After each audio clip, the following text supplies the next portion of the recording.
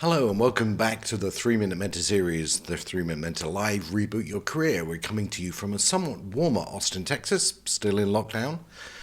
This week we are going to talk about influence.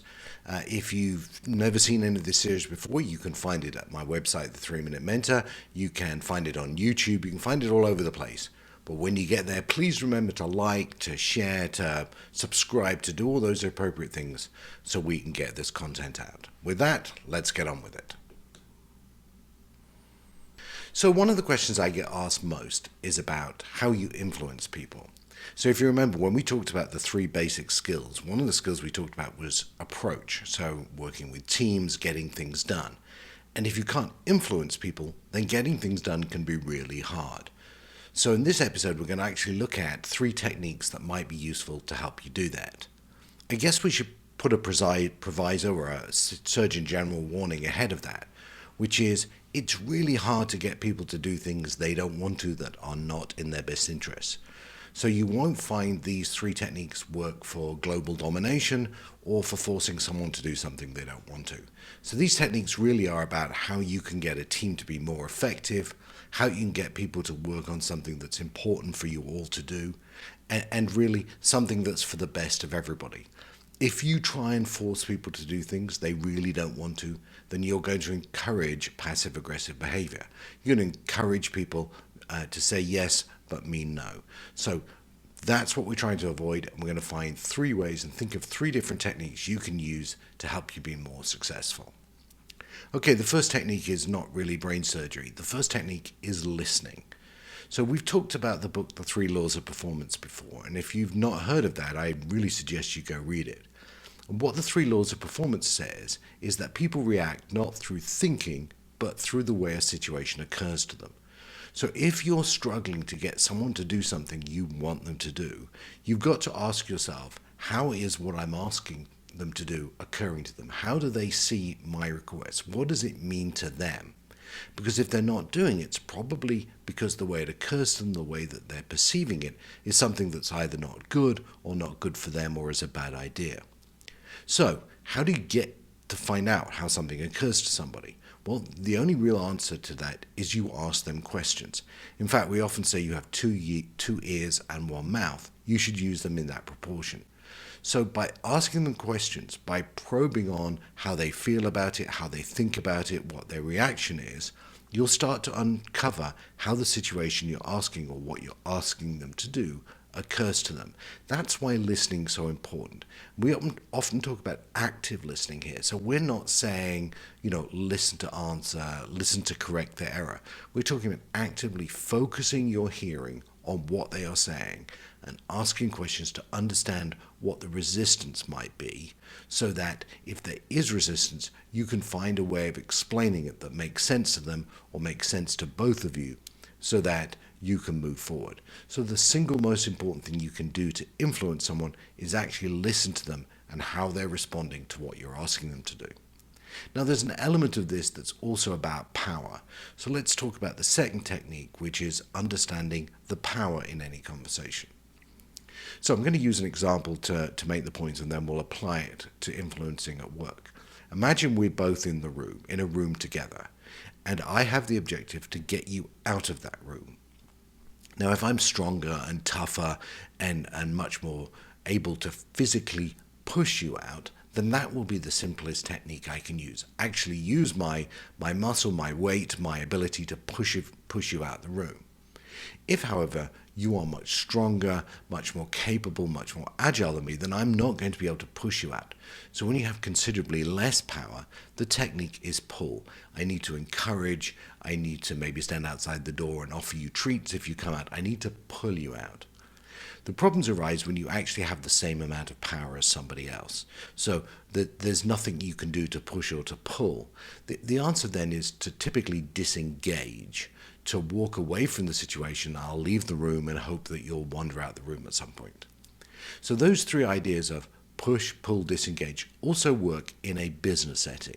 So if you're in a business meeting and you have considerably more power than the person you're trying to influence, you probably have some push techniques you can use to get things done, make it an objective, drive them to do that. Again, you can't force someone to do something really they don't want to, but you can definitely influence them in that direction if you have the power.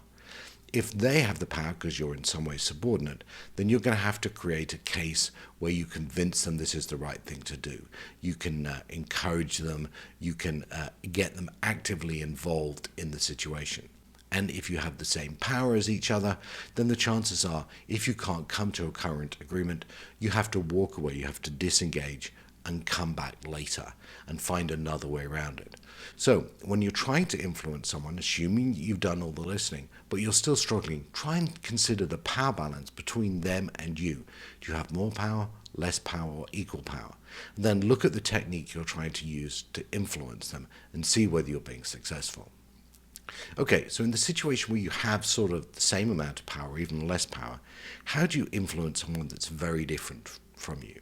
I'm going to share a model that you can find in my book, How to Become a 21st Century Executive, that I think can be very useful and I really use every time I'm meeting with someone new. The model says there really are three types of people in this world. In this example, we're calling them net people, people, and logical thinkers. And let's try and explain those three different types of people by a response you have when you get a new gadget. So let's say you get a fancy new digital camera. What do you do next? Do you open the box, throw the manual liberally over your shoulder, and start playing with it? If you do, you're probably a net type of person. If, however, you take the manual out, read it very carefully, and then play with the camera following step-by-step instructions, you're probably more of a logical thinker. If, however, what you do is do neither of the two, but call someone who knows something about cameras and say, hey, I've got a new camera, can you come and help me show me how to use it? Then you're probably a people person. Now, we're all some combination of some of these three, and you're probably already thinking, I wonder what percentage of each of those you are.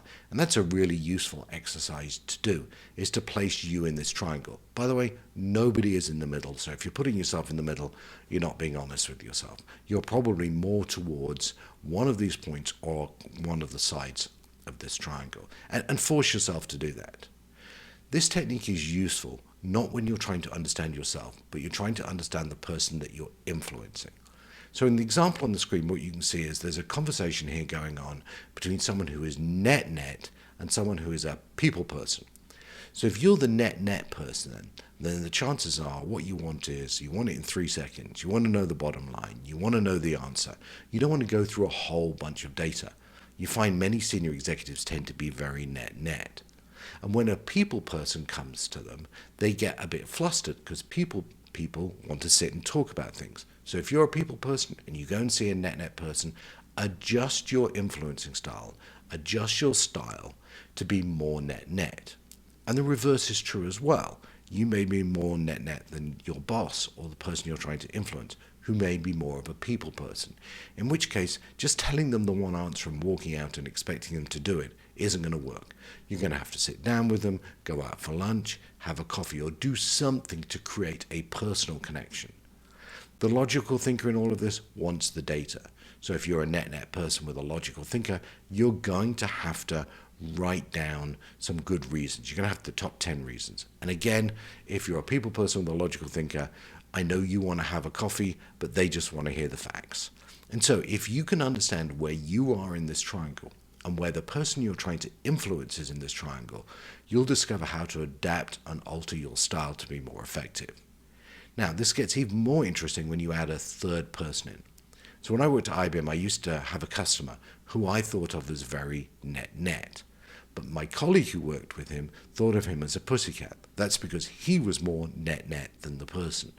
So once you add multiple people into this, don't be surprised if the influencing style you need to use is not the influencing style they need to use. And actually what you'll find out, the best thing to do is not actually just put a single dot in this, but actually put a triangle in and have you on that triangle, have the person you're influencing on that triangle, and everybody else who you're working with. And you'll discover the different techniques to influencing. So, by adjusting your influencing style, by understanding the power balance in the conversation, and most of all, by listening, you really get the chance to understand what the person you're influencing thinks like, acts like, and behaves like, which will dramatically increase your ability to be able to influence them and achieve the objectives for the project or the team that you're working on. Hopefully those three techniques are useful in influencing people. Next time we're going to talk about building teams. Good luck.